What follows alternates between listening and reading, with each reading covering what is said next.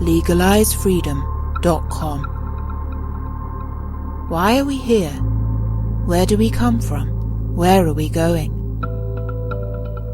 From the nature of reality to the future of humanity. Listen without limits. Unchain your brain. Change your thinking. Change your life. LegalizeFreedom.com.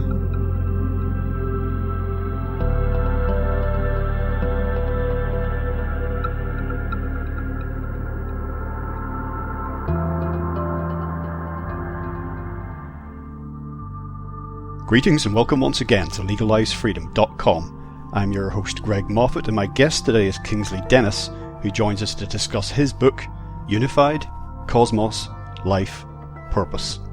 Topics discussed include our loss of connection to nature, the wider cosmos, each other and ourselves, technology as a tool for control and surveillance, technocratic tyranny and the transhumanist agenda, how COVID-19 has caused unprecedented fear, division and polarization, Rudolf Steiner on vaccines and spirituality, the importance of a sense of meaning and purpose in life, and consciousness as the fundamental basis of reality and our role in co-creating it.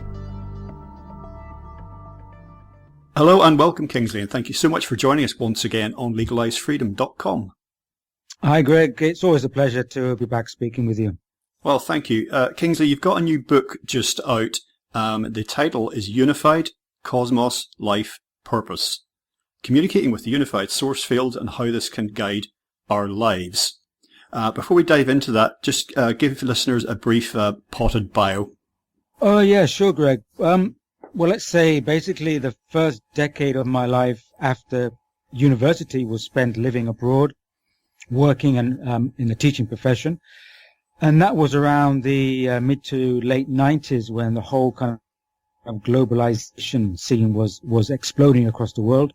And I was based for 5 years in Turkey, and I got very much interested in the changing worlds and everything. So I went back to the UK, and I went back into sociology and trained in that area, especially in complex systems and social systems. But I was always interested in also human consciousness, and specifically how human consciousness and the human being interacts with social systems and technological systems. So after doing a fair number of years in the academic scene and moving up that ladder, I decided to jump ship and go freelance, because that the career academic model wasn't for me. So then I went to Spain, and I spent 12 years in Spain researching, writing and delving into these themes, and publishing quite a few books on the convergence of social technological systems with human evolution and conscious evolution and perception. And yes, and spent most of my time kind of delving in and around that area, Greg. So that's a kind of quick summary. In the opening section of the book, you're talking about, amongst other things, a connection versus division at all levels, really, of our world. As a species, we are separated in many cases from nature, from each other, from the wider cosmos, and sometimes ourselves. And yet the apparatus of connection in terms of technology has never been more complex. So the potential is there for the world to be profoundly interconnected, and even technology could even help us connect with nature in a way. So we have this web of connection that doesn't have to be the human world and the rest of the world. It could be very different using a lot of the advanced technology and techniques that we have now. And yet technology itself has caused a great deal of division. It was talk about bringing us together, and in many cases has done the absolute opposite. We're living in isolated bubbles in many cases. And the last year and a half of the pandemic response, I think, has aggravated a lot of this. Mm-hmm. People becoming more reliant on technology, being isolated for obvious reasons, and being not able to move around and connect. There has been a lot of talk about a crisis can bring people together, but there's been some incidents of that. But really, the result has been intense polarization aggravating, I think, trends that were already there. So it's interesting, just there's so many contrasts and so many potentials that are the opposite of what's actually manifesting. It's an interesting time to be alive, for sure. Well, for sure, and I think a lot of us are seeing a world totally in a different place than what we perhaps envisioned a decade ago. And I listened to a previous talk you did recently with Tune, I think on scientism. And, you touched upon like kind of the technocratic kind of direction. And really the question of technology is, for me, perhaps the central question of our time, because, we are going through a very critical evolutionary movement.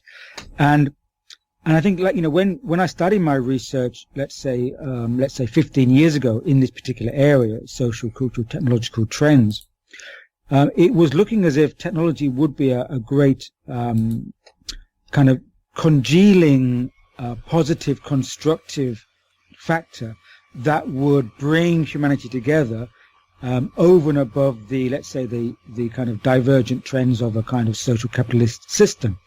And I looked at that and I talked about it greatly, saying that technology is going to be decentralizing the world. It's going to bring us into greater cooperation, collaboration, greater compassion.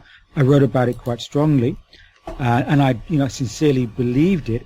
And of course, we were going through the tech bubble. We were going through a whole explosion of tech innovation, especially kind of DIY from the ground up technology. And rapidly, I think much quicker than we could envision it, we've had this other kind of stream coming through technology, which was a kind of the hijacking of technology by certain agendas and interests, which was always a kind of the agendas of social management and social engineering. And now technology is being grasped as a medium for social technological control.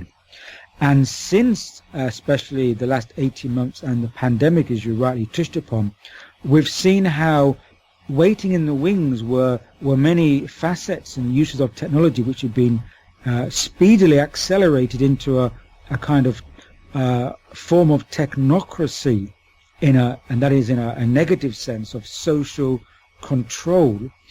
And we're seeing now this great kind of playground / battlefield being opened up, where the once constructive modes of technology to bringing people together, which we, so many of us sincerely hoped for, we're seeing it being used in such nefarious ways, in ways that really are shocking us. I think most people would say they're shocked by the authoritarian ways of technology.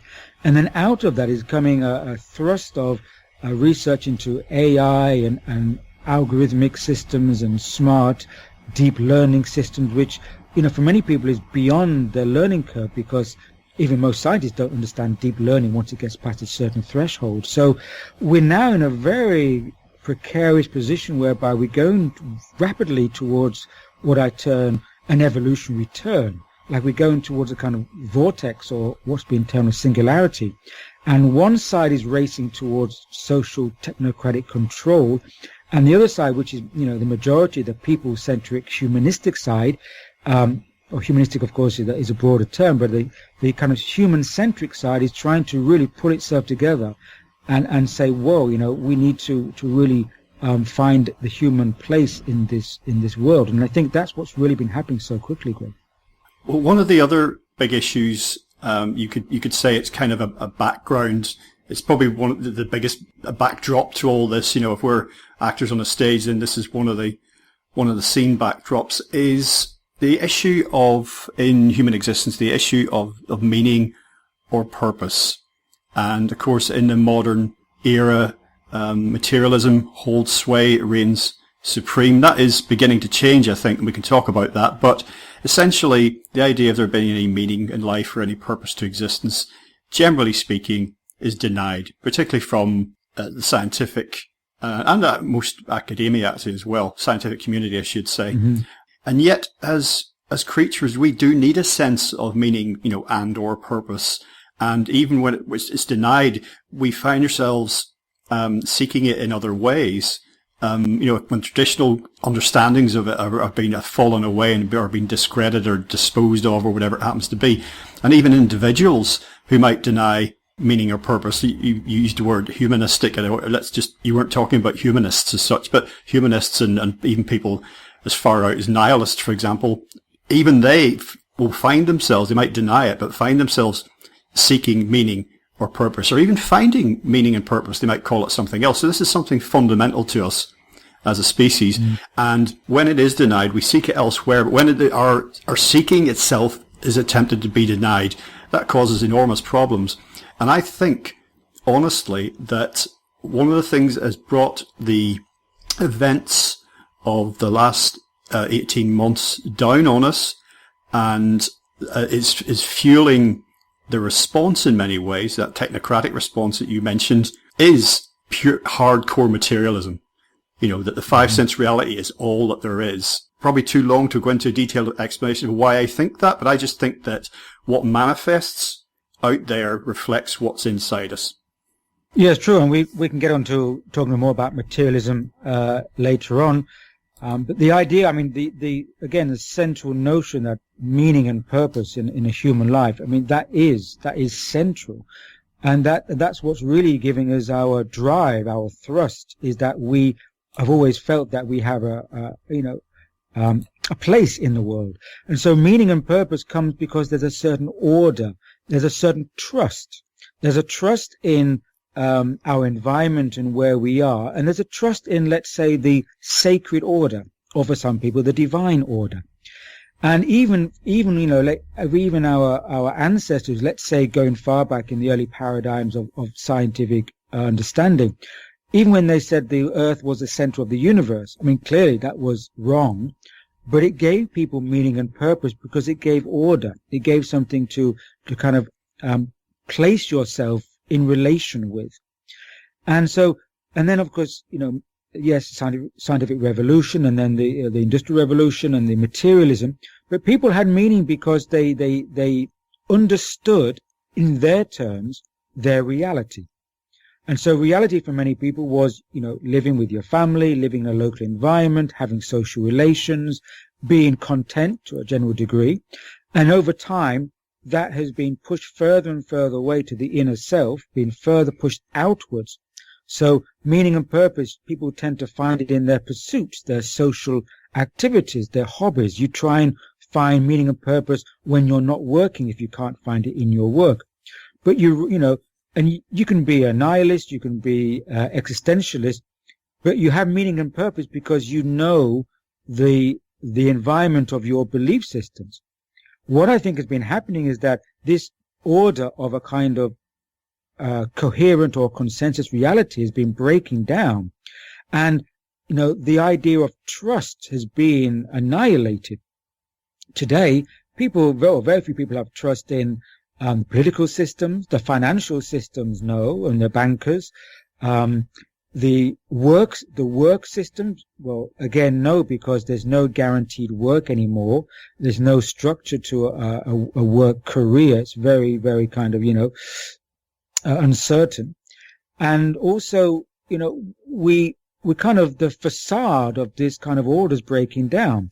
And then you made a very, very meaningful point about, the last 18 months, especially in the pandemic, that people are being denied themselves.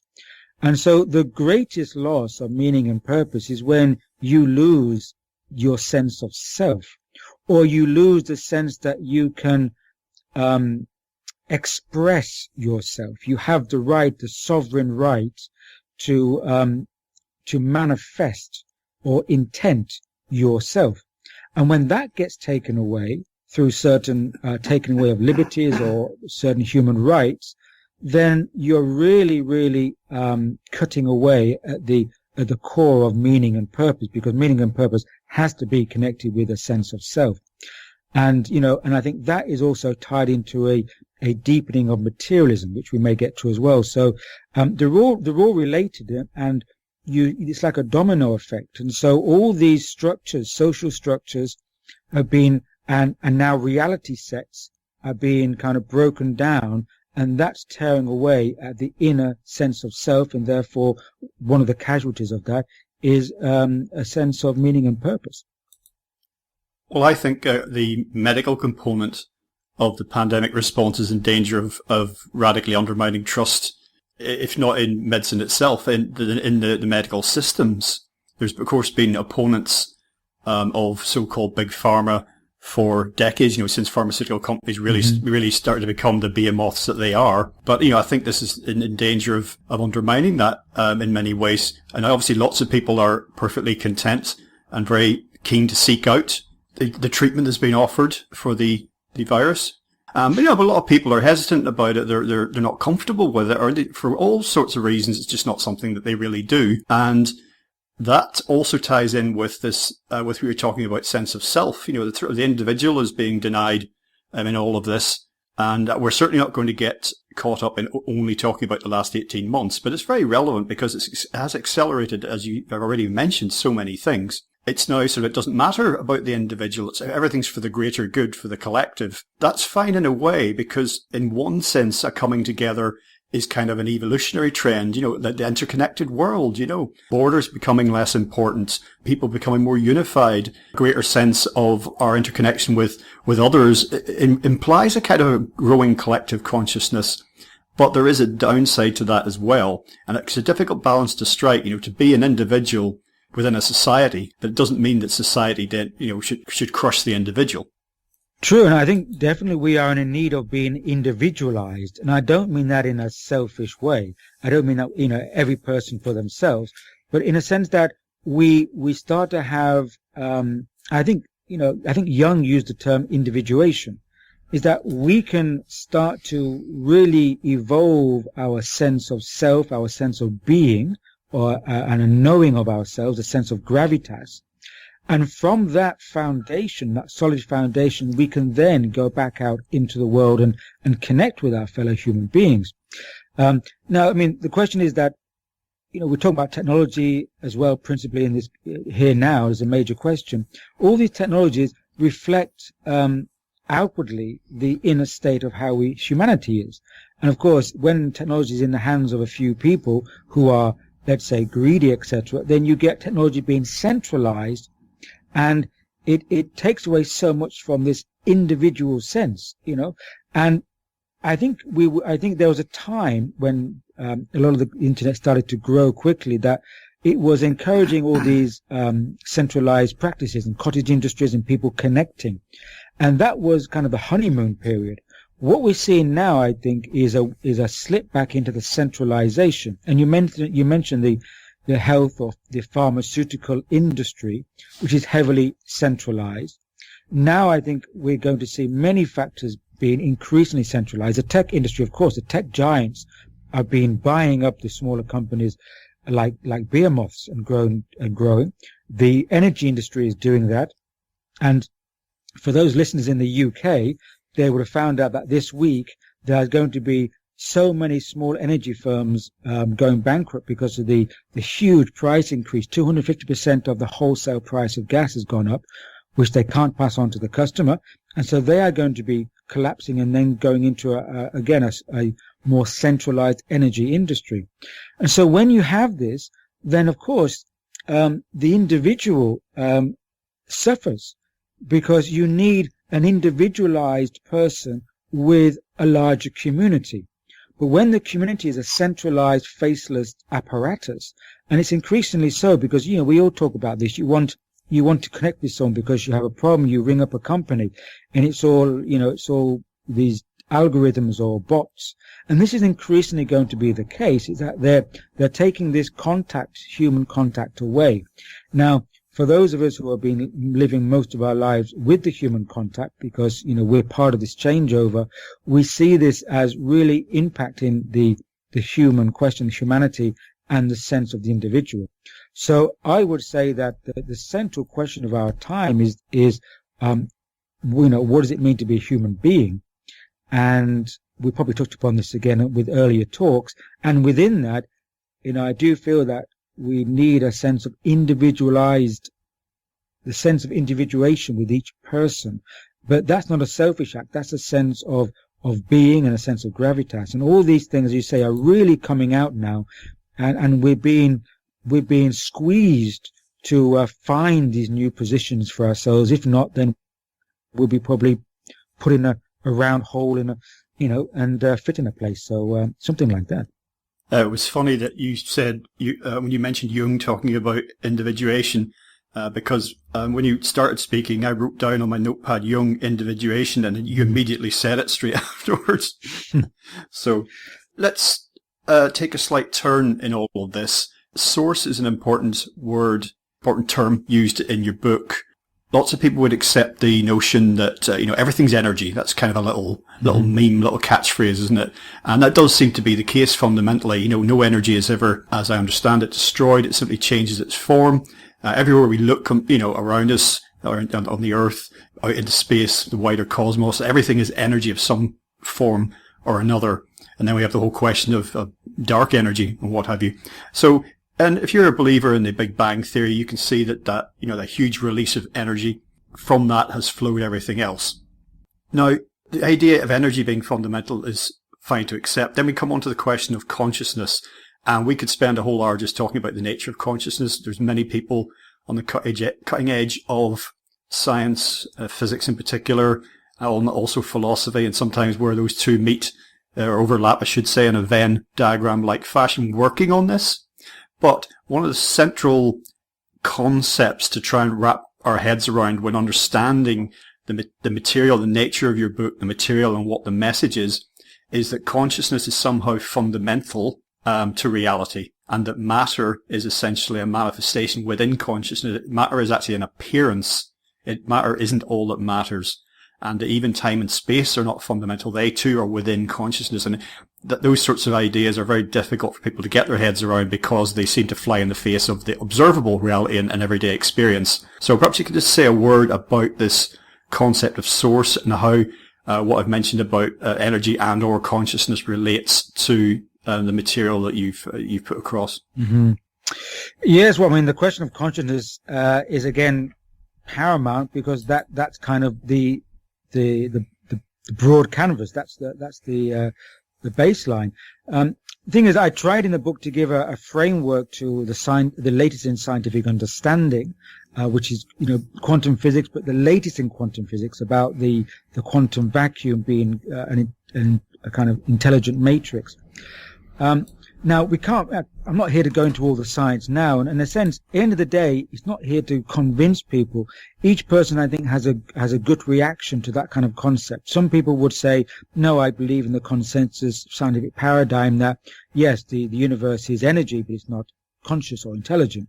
And then some people, I think, have a good instant reaction saying, no, everything is conscious. So I don't want to kind of go into a scientific argument, but I will say that my position, and I have shown the scientific research to back that up, is that yes, everything comes from a source of consciousness, which is energy.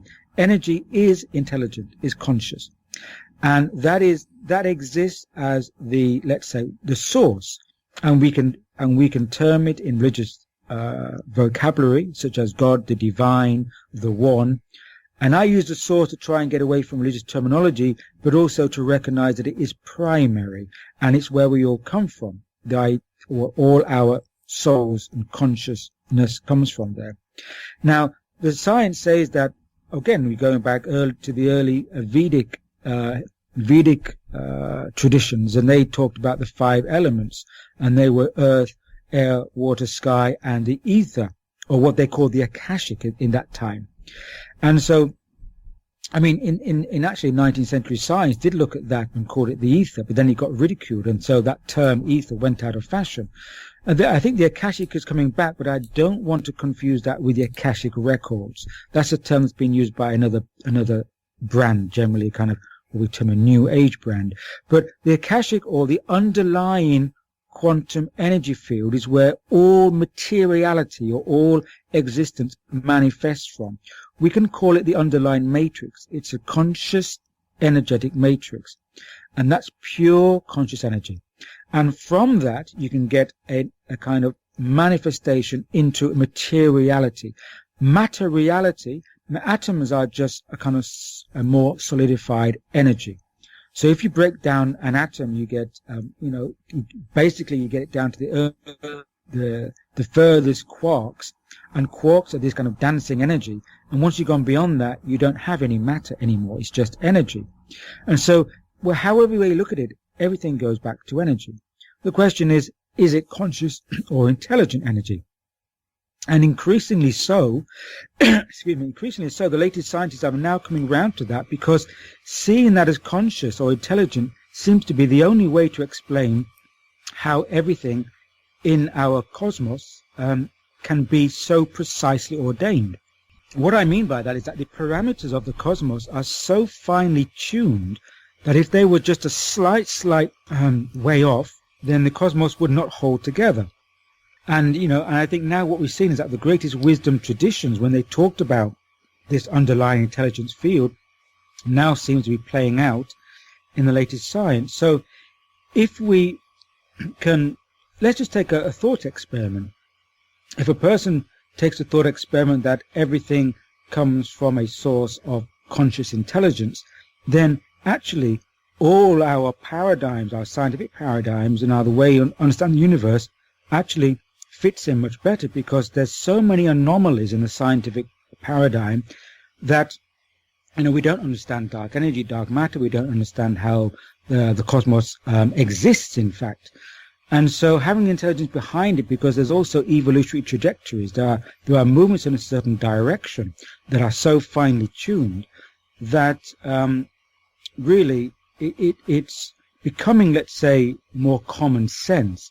And I do feel that in the future, it's going to become so common sense that people will come to a point where they ever wondered, how could humanity think that the existence or the source was not conscious intelligence? We just have to arrive there.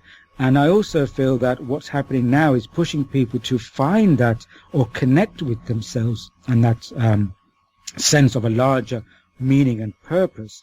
And my own journey as well, Greg, is bringing me to a point where I can't, I have to bring a spiritual understanding into everything I do, because I can't see myself living in a purely materialistic cosmos or reality. And then there's the question of, I use the word observer here because you have the observer effect in quantum physics, but in terms of reality, we aren't just observers. It is a participatory reality that we are part of. And I don't just mean this in the five sense reality dimension. If we're saying that consciousness is fundamental, then that means that all is interconnected, and that in terms of the base reality, that our individual consciousness or collective consciousness somehow can interact with all that is. That puts a very interesting spin on the idea that I mentioned, that what we see out there in the world is a manifestation of what is within us. I think in terms of our individual lives, in many ways, what occurs to us is a reflection of our inner being. You have the Hermetic dictum, as above, so below. We could say, as within, so without. So I think that's when you start to think about the potential of reality being, ordered like that, then you start to think about, oh, hang on here, this reality, whatever it is, isn't just something that's happening to me. It's something that I and we are co-creating. Yes, and in that sense, that is why I chose to name or title this book Unified, to actually show that there is no separation. And also, I think what is going to come out, or be the consequences of what we're going through, this kind of evolutionary turn, is that, as we've kind of touched upon, the base reality, that you call it base reality, we can call it consensus reality, is going to start breaking down. And this happens always at epochal times. At momentous times in human history, we've had these huge shifts in how we perceive our place in the cosmos and the cosmos itself. And, the consciousness, or the human consciousness and the human access to consciousness, has always gone through a development as well. And different capacities of the human being have been triggered. And, I think it's no accident, let's say, that in the last 70 years, especially since the middle of the 20th century, we've had all this paranormal phenomena, such as the UFOs, they call them. And it's as if there's been rips in the kind of the cosmic veil, or you could say kind of rips in the reality bubble.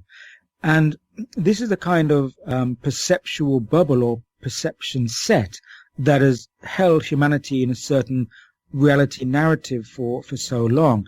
And that's all kind of coming apart at the seams now. And, if you look at the world and what's been happening, there's so many things which people call anomalies. And so not only the huge amount of valid experiential evidence of UFO contact, also the great amount of near-death experiences, the evidence of people showing about being in contact with people who have been deceased and giving reliable evidence, and information coming from, let's say, another dimension or the other side of the veil. There's so many things been happening, especially in the last 100 years, that it's been so difficult for anyone to really hold on to the old existent reality and maintain it with a straight face and say, no, this is it. Because, and so this is a sign of the times, you could say, an omen that humanity and Earth civilization is going through a huge monumental transition about how it understands its place in the cosmos. And I do sincerely feel that somewhere down the line, where we're moving to and our descendants will experience this, will be a huge opening up of these reality, and we will have a completely new understanding of how the cosmos operates, how energy operates. And once we understand how energy operates, we'll have completely new technologies, because they'll be working through a different energy, not a kind of atomic energy which is working through now, called an electricity. And in fact, at the turn of the 20th century, around 1905, the great teacher Rudolf Steiner said that electricity is a sub-nature. It's a sub-force which can be quite detrimental if you stay there. You need to move towards technologies that use a clearer or a nearer sense of source energy, which is, he was referring to a kind of etheric energy. So I think that there's so many vested interest trying to cling on to the old paradigm of reality, energy, and all this. But it's breaking down, Greg, and the new paradigm will have a new inner self and the contact with source and source energy and cosmic energy at the center of that new paradigm.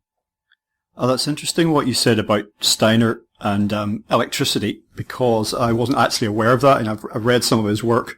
It's something I've been getting into more in recent times, and it also ties in with actually with what you talked about, the gas price hike and energy companies going bankrupt, because this reminds us fundamentally we do not have the fossil fuel energy, or indeed renewable energy, so-called renewable, to keep the industrial civilization trucking along, and I use that word advisedly, the way that it is at the minute. So these are actual symptoms of that we're seeing now. And a lot of people, of course, have been, the only way is up and forwards to the stars and et cetera, et cetera.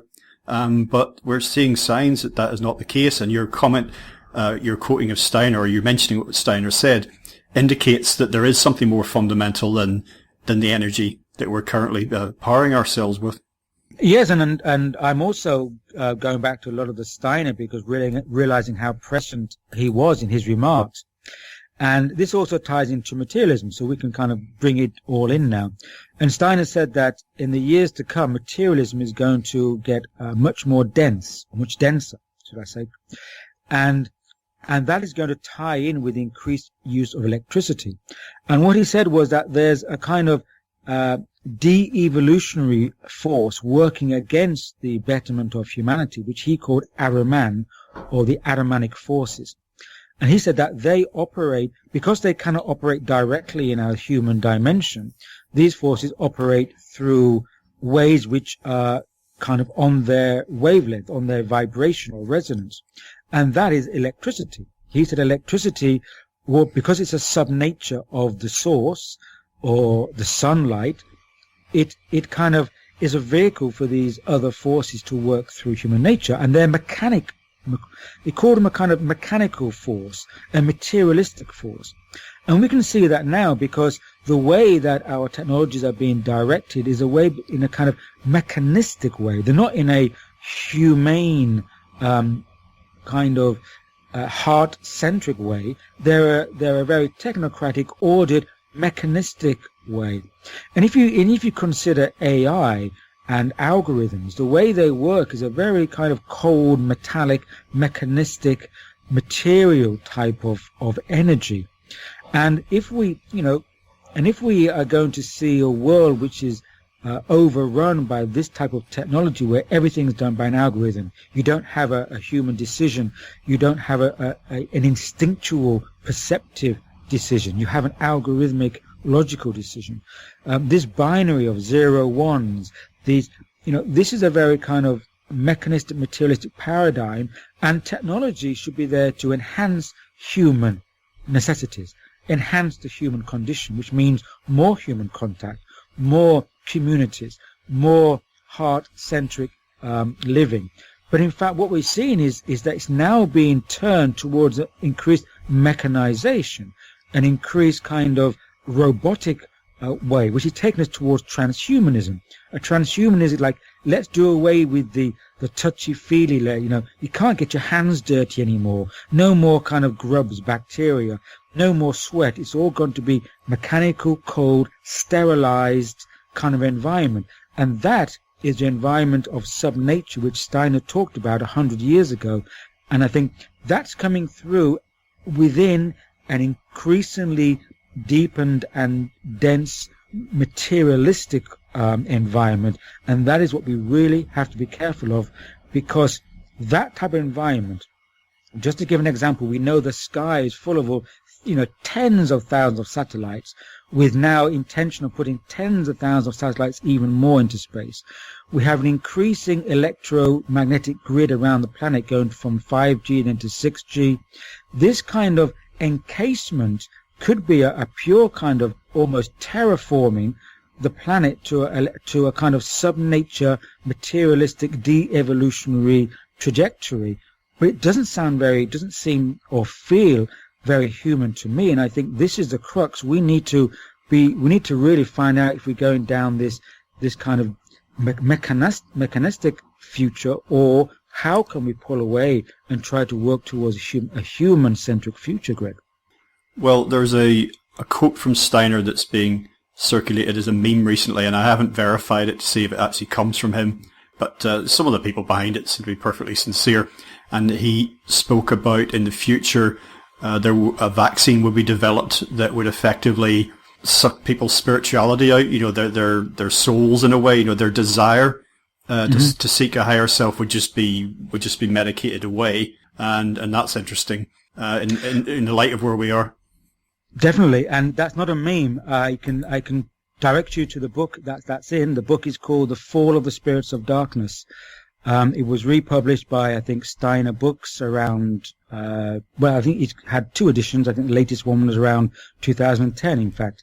So The Fall of the Spirits of Darkness, Steiner does say in lectures going back to around the first decade of the 20th century that in the future there will be inoculations and vaccines that will de-spiritualize a person or cut off a person's contact or connection to their spiritual self, or really to their source. That concludes part 1 of our interview. Part 2 will be available soon in the subscribers area at legalizefreedom.com. legalizefreedom.com